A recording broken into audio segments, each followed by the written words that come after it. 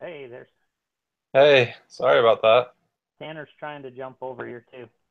Okay, perfect. I had to use my wife's computer, my other computer. I don't know what happened, but good old Google Hangouts. Hey, sorry about that, Tanner. Hey, you good? Glad we glad we're back together. Back. Yep. I don't know what happened there. No, it's all good, man. Yeah. No, we were just talking about 401ks after you left. After that, Oh, nice. retirement plans, Yeah. different things with that. Yeah, those are things that you look for even almost uh, more than your wage and compensation. Some of those things can be really good.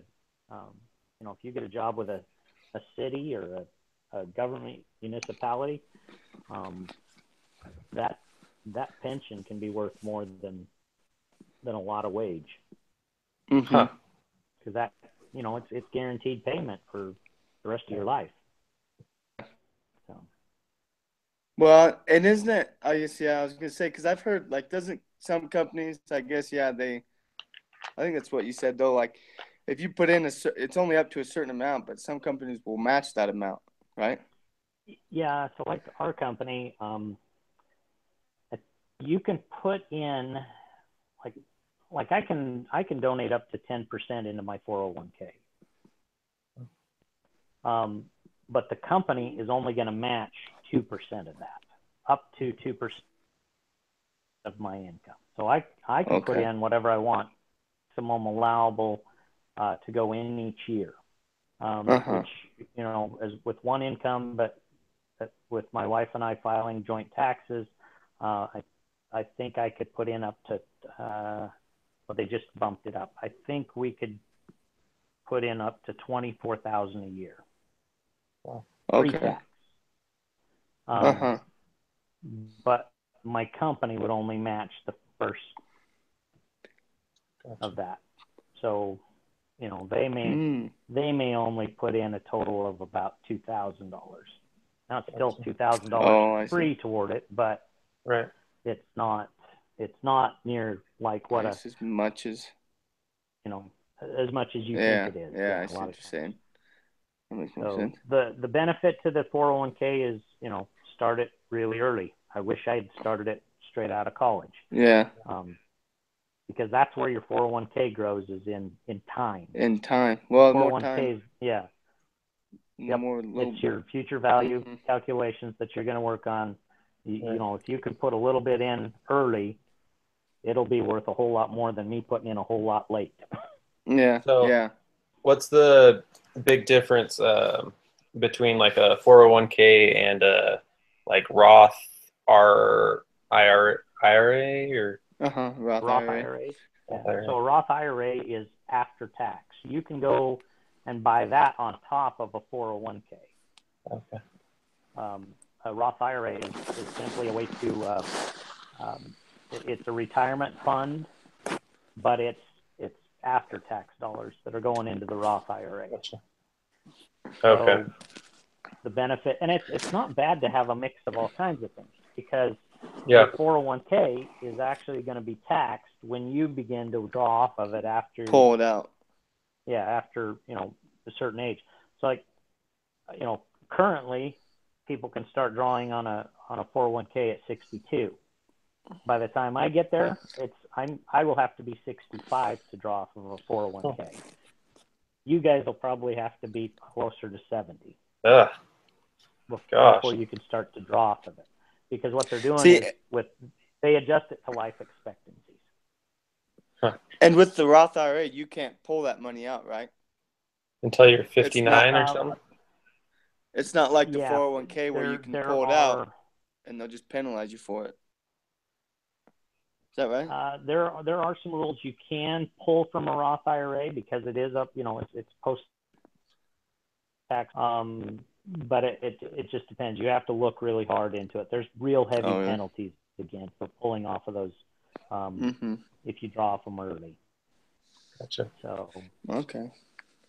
yeah, once you invest in those Roth IRAs, you really want to just let them sit, Leave them let them alone. grow. Yep. And I think tagged to an index, so it depends on your age. I think those are earlier. You can't start drawing off those at like 59. But again, like for me, I think it's 62 if I start drawing on one, something like that. But just depends on where they are. Sure. So. Yeah. So do you know? Yep. Do you know much, Grant, about like mutual funds? Mutual funds, I haven't got into. No. No. Because I'm kind of curious. I don't know. Just kind of some things I've heard though. Like that's a good way to, set up kind of sort of a retirement for later too. Well, most of your 401ks are tied into mutual funds. Is that what that 401ks are as well? Yeah, because what they're doing is mutual funds is just grouped bunches of stocks.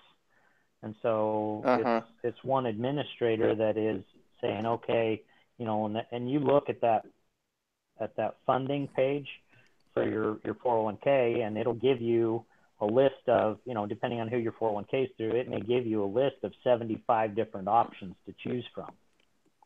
And you may choose a high growth. So you may choose a high growth sector, and what they'll do is they'll list a fund that's in there that's invested in, 10% in Dell, 10% in Intel, 10% in this, and it'll give you a breakdown, but that's what those are, mutual funds. It's mutual. Honestly, that's okay. That makes sense then. Because I was say mutual fund, that's kind of the same thing though. It's like you pay, say it's $100 a month or whatever, but kind of somebody is in charge of investing that money for you. Yeah, you have choices. Different options to go in low risk or high risk. You choose either low risk or high risk or things like that. But it's a fund that is usually operated by an investment company that's actually, either through a money market or a mutual fund. Mm-hmm. So they're taking the advantage of, thousands of people putting money into that and investing those dollars. And then every time you invest dollars, they have to be in that fund for X amount of time before they're vested, when they have a full value amount to them. Yeah. So, and there's always a little bit of risk with those, that you could lose it. Yeah. And in a huge downturn in the market, your investment fund could actually go backward. So that's not the same. Could that happen with your 401k as well then, since it's sort of in a mutual fund? If the economy tanks or something, can your 401k go? That can happen to your 401k as well, huh? Yep, depending on what you have invested into it. So, as a very young person, I would, they typically say go for the higher risk because that's where your higher reward is. And they'll give you some calculations. I know, depending on one of the classes that you'll take.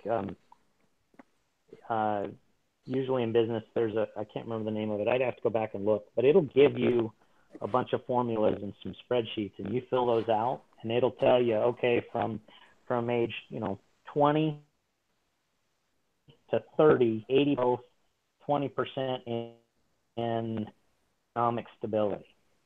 Mm-hmm. So your dollars that you're investing on, 80% of them are going into some high growth things. Then you turn 30. Okay, you want to pare back that a little bit. Now you want to start maintaining what you've got going on. So you may cut it back to the 60% high growth, and you got 20% you pulled off goes into a medium risk fund that's maybe bonds or some medium risk stocks like GE. Some of those bigger corporations or bigger companies. Yep. And then you turn 40, you trim that back even more. Now you're going to cut it back to where you're maybe doing 40% high risk. Maybe you're at 40% medium risk, which is going to be your bonds and those kind of things. So your bonds, maybe you're going to return 1 to 2%, but those are going to be stable. They're going to maintain your money that you have tied up in those, no matter what. Yeah. Your stability ones, they're going to maybe have a growth rate of 2 to 3, 4%. Yeah. And then your high risk, you're really hoping for a growth rate somewhere of 9, 12, 14, 17%, depending on what the markets are doing. Mm-hmm. So. Yeah. I don't know. All that's pretty interesting. It's kind of hard to, I feel like, just kind of to know, which companies and different things to invest your money in. Yeah. And that's why those 401ks are so popular, because you don't have to do a ton of, they kind of do it all. Mm-hmm. They're going to manage that. You just really choose what sector you want to be in, so that, you kind of, either you take the risk now, or you just go for very slow growth. Mm-hmm.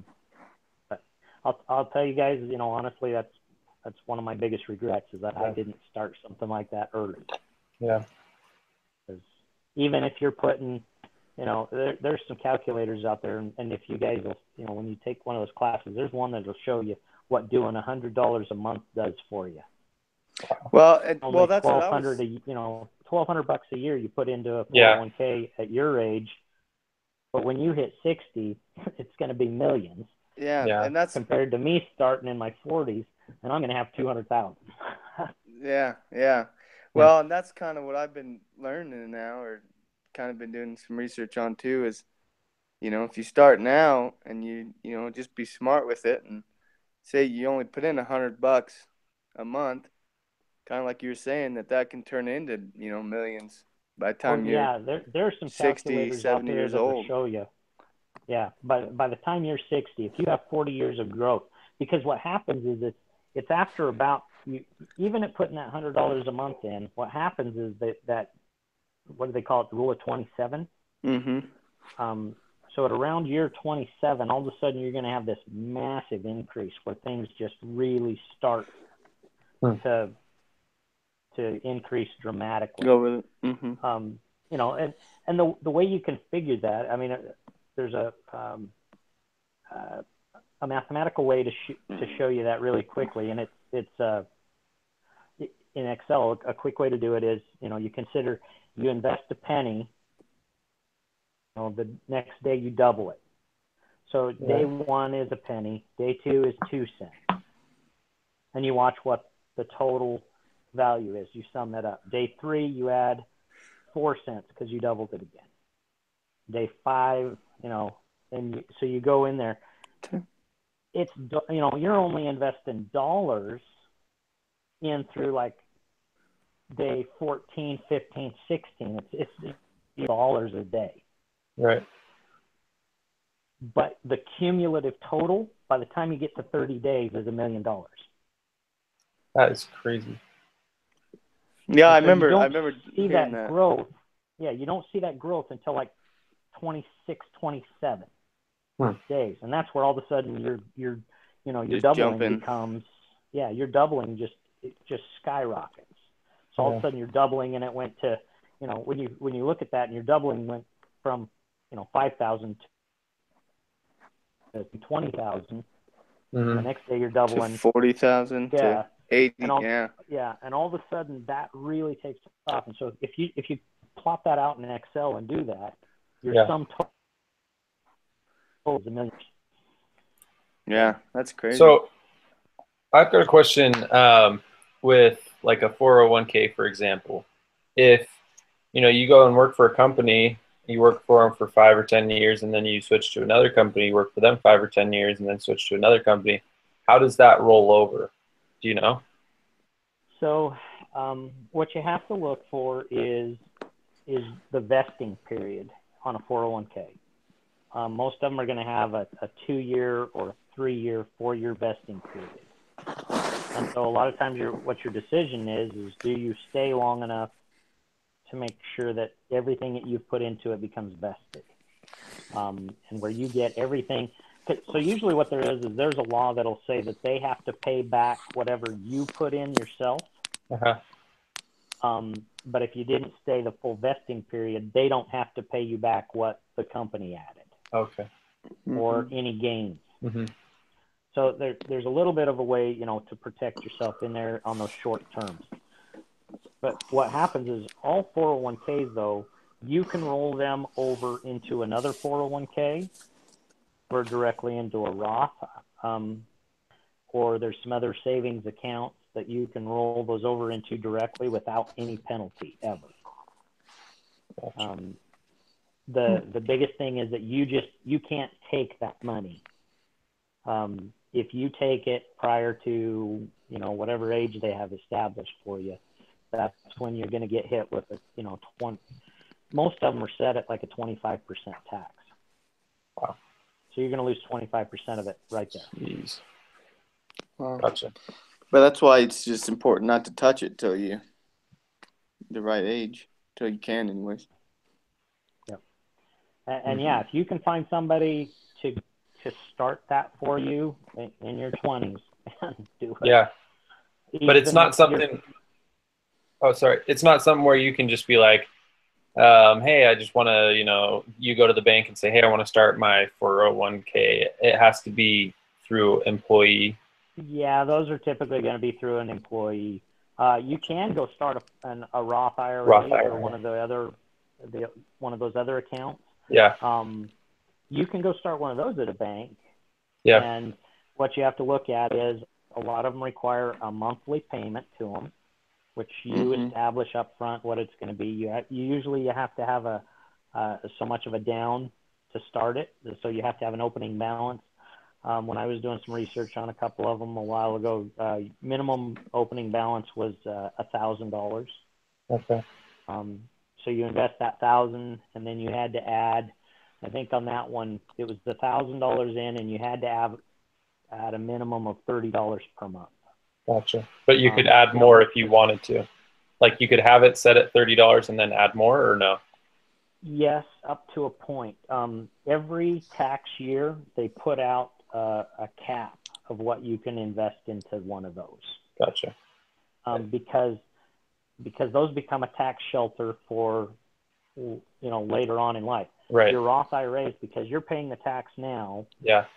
It goes into that, and it grows. And when you take the payments out of those after retirement, you don't pay tax on that because you've already paid the tax. And do you pay any like capital gains tax on the money that you've gotten from, increases on anything, or no? You have to look at some of those. There are some small gains taxes. Some of them there are not any. So it depends on if it's just set at a certain amount of interest. Yeah. You may, and really Roth IRAs, most of them are going to be just set at just high enough to basically keep ahead of inflation. Gotcha. So it's not really a huge. It's not something you're going to grow massively. Right. You're going to put most of that in it. Okay. But what your dollars are the same value today. Yeah. Or in the future as they are today. Gotcha. They put in them. Okay. Where a 401k, you're paying it, your pre-tax dollars are going in it, which is an advantage to you because you're not paying taxes now. Right. It reduces your taxable income. Plus you're able to put more into it basically.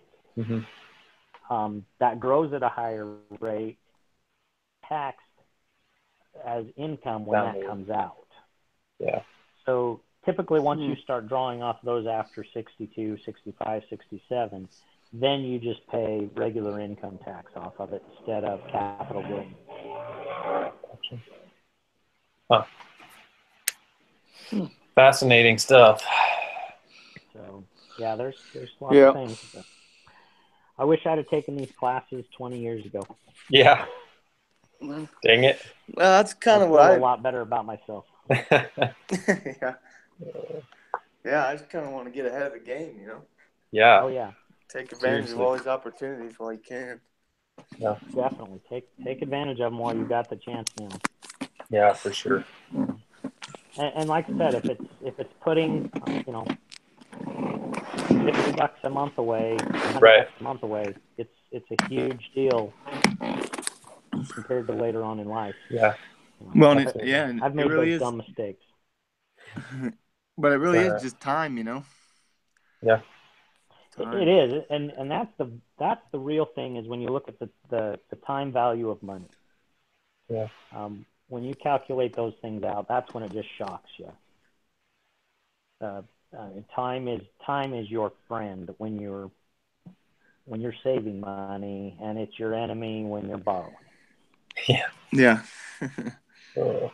That is true. But When so you start looking at those mortgage calculators and realizing Yeah. how much you're paying interest compared to what you're paying principal, it's shocking. oh, no kidding. Yeah. I'm taking a real estate class, and we were actually talking about mortgage payments today, and oh man, the Which interest one that is you that? end up. Is that for? Let me see which one. No, I'm taking B225. It's just intro to real estate. It's an elective, Oh, but it's really interesting. I see. I'm taking the investment real estate class 428. Oh. That's what we're doing is mortgages right now. Nice. But on investment property instead of home. Is that an elective, or is that? I don't know anymore. Yeah, that sounds like an interesting class, though. It is. It's been pretty interesting, but yeah, I'm down to 6 credits. Nice. And then I got the bad news when I tried to sign up for them last week that they're no longer offering the finance emphasis online. What? Oh. Oh. Dang. So I'm 6 credits short, and the degree's not available. Oh my gosh. Oh, really? So the last 2 classes I had to take are not available. What are you gonna do? I have an appointment with counselors and the head of the business department tomorrow morning that I'll be on a conference call with them to see what they're going to do. Oh, man. They've identified about 30 students that are in the same boat, between 4 and 8 credits of graduating. Dang. So good luck. Gonna be. Yeah, this should be pretty helpful. Hopefully, reasonable. Hopefully. Yeah, I'm hoping so. Yeah. I don't want to do any more classes than this. No. I'm done. I've been doing this for 5 years. Oh. Yeah. That's right. And I haven't taken a single semester off for 5 years. Wow. Yeah, that's rough. So since July of 2013, I've been in school. Man, that's everything but the month of August. Dang. Yeah, that's brutal. That's when I graduated, man. July 2013. Yeah, same. I graduated in high school. Did you? Went on a mission, came back, got married, exactly. Been going to school for a while. Oh. Yeah, I feel like I've been going for a while, man. I've only been going for 2 years. Same. So how old are you guys? I'm 22. Same. I'm 22 as well. Okay. And I have a son that turns 20 tomorrow. Oh, nice. Is he on his mission, right? Is that what you said? Yeah, he's down. Or you have a daughter? Yeah. I have a daughter she's and then I have a daughter that turns 18 in January. Nice. Cool. And then I have one that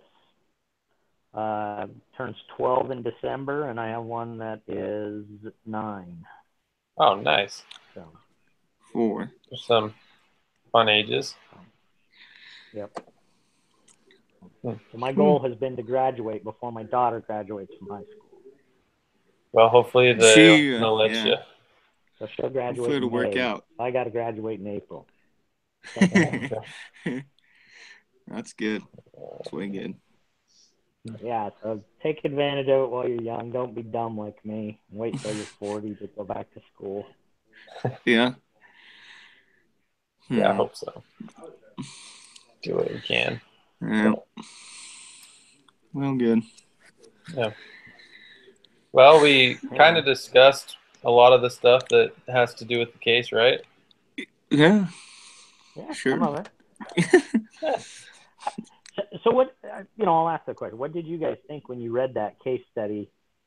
How would you guys feel as an employee when you found out that your base pay was going to be 75% of what you make, and then 25% of your going to be dependent on 4 different areas of things that happen, right? And how that's going to be divided? What would you guys think? Um, I don't know. I'm kind of in the situation where, I mean, I would.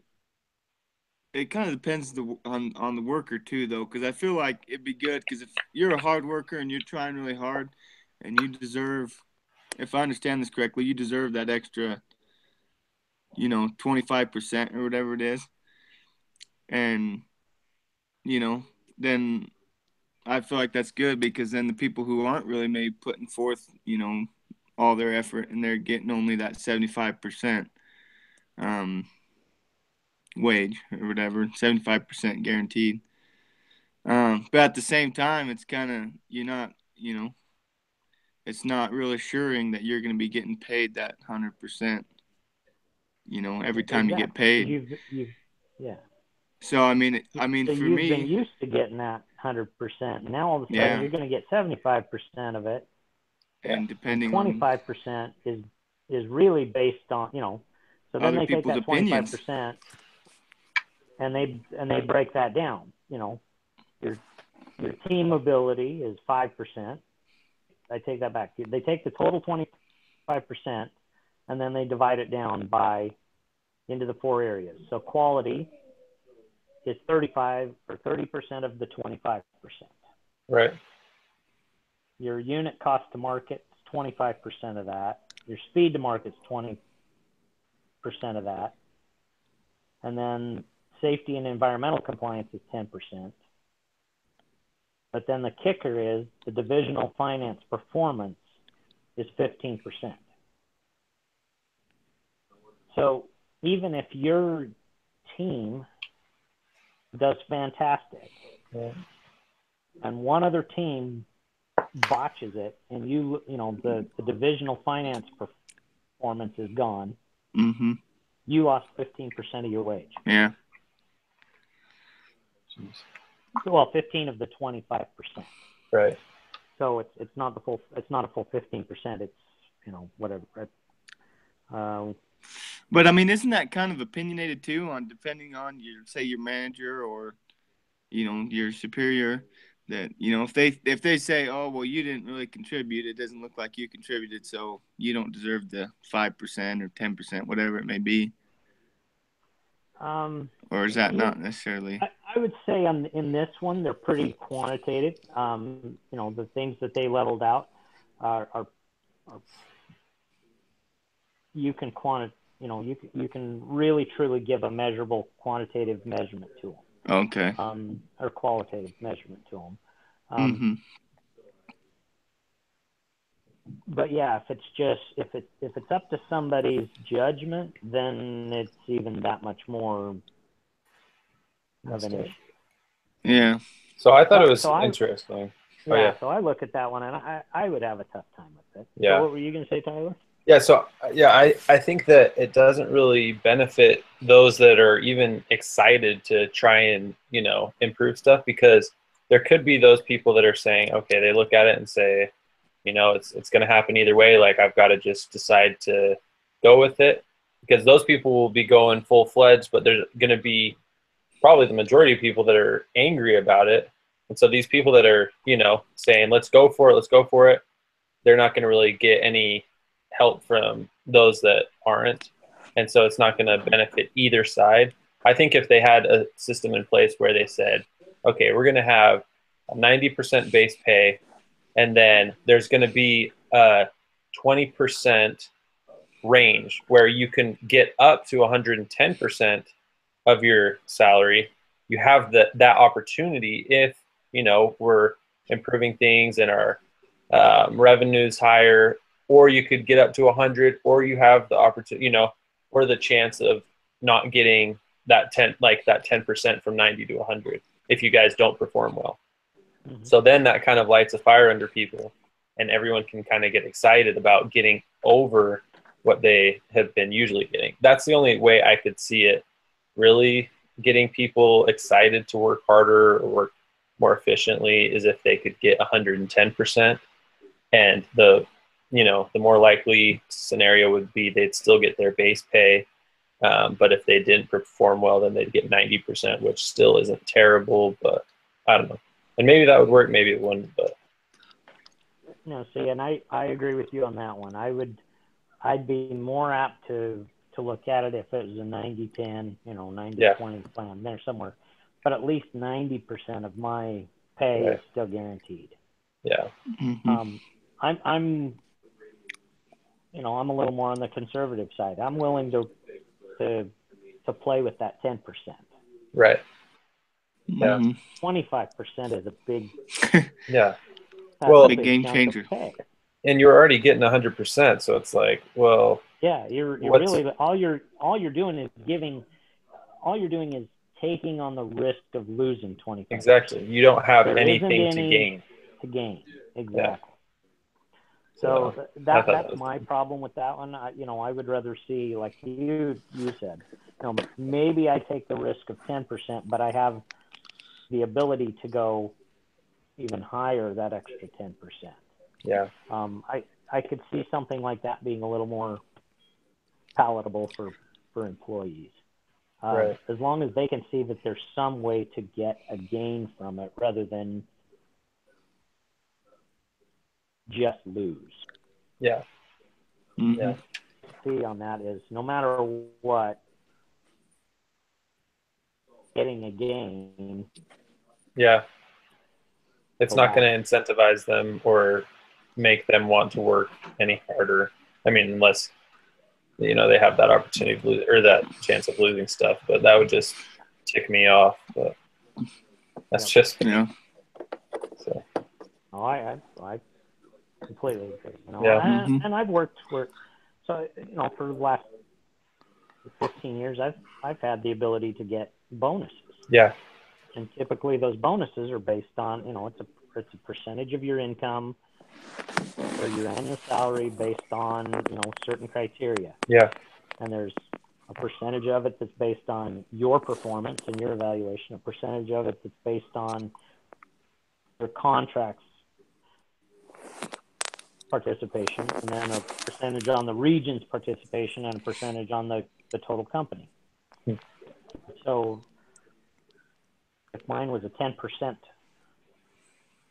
total salary, or a 10% total bonus, maybe 2% was based on myself, 2% was based on our exact location, 3% was based on the region, and then the remainder was based on the company in whole. But it was still above what I made. Yeah, right. So it was something to work toward. Because you didn't want to be the location that was putting in the monthly reports that were showing you were dragging the company down. Yeah. All the managers were looking at you going, hey, you're hosing me on my bonus. Right. Right. No, that's true. I like that way more than the other one. Yeah, I would have a pretty tough time. I think they would have a really tough time selling that on a. Yeah. Well, it's just kind of hard to understand for 4,500 employees, and Yep. So.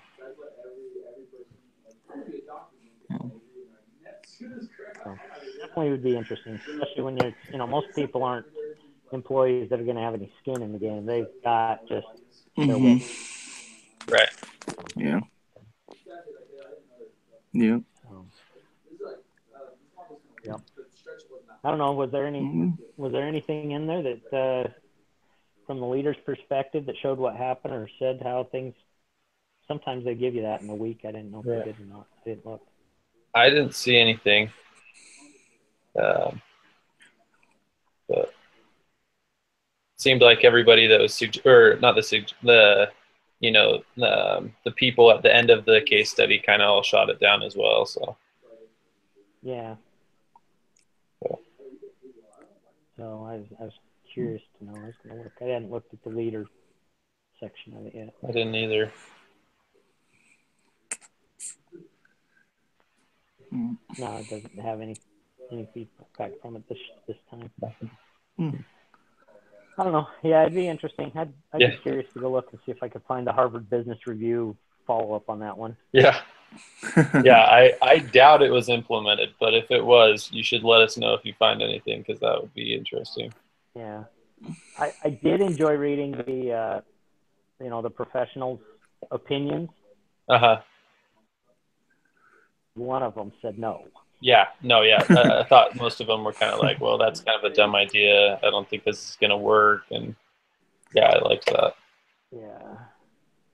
So I thought it was just, some of their stuff was a little more interesting in how they talked about, okay, you come into compensation plans, but it has to be planned out, or it has to come from the employee level up, or whatever else, not from a management level down. So, Mhm. yep. Mm. Yeah, it's pretty interesting. Yeah, it was. Yeah. It's good. I like it. Anyway. All right. Well, good. I think that was a pretty productive meeting. Yeah. Oh, that was pretty good. I'll post both of the links in the discussion board this week. Nice. Yeah. Part 1 and part 2. There you go. So So yeah. now, have all of us turned in our 2 discussion leaders now? I have. Yeah. I have.